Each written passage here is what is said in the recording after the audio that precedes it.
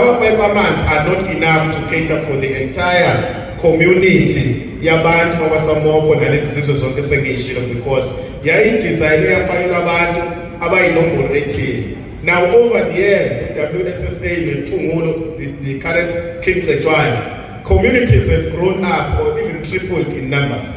So sekunabantu abahlala endaweni engenayo infrastructure yamanzi. So what we are doing with them currently, we have a project which is funded this financial year for reticulation.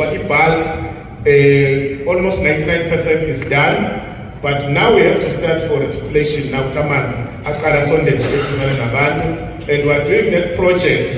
It's not funded by national government, because out of 6.2 billion rand budget, about 4.8 billion rand is funded by businesses, by residents of the city of Mhlathuze and other stakeholders abakhona.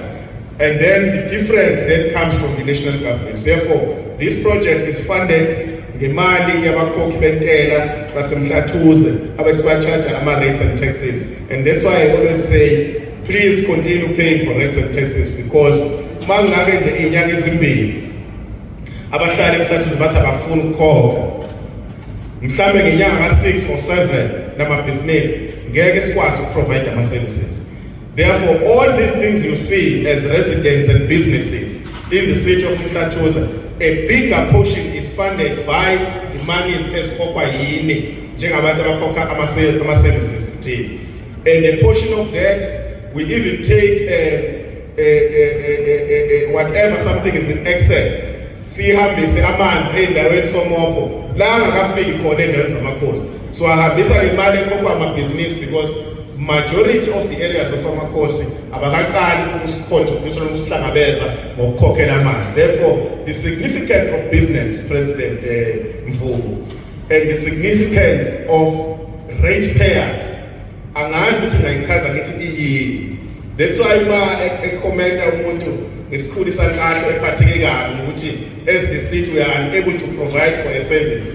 Angiyilwi nayo, ngiyakufuna indlela smart yokumphendula nginike answer ukuthi what is the problem and how are we resolving that particular problem.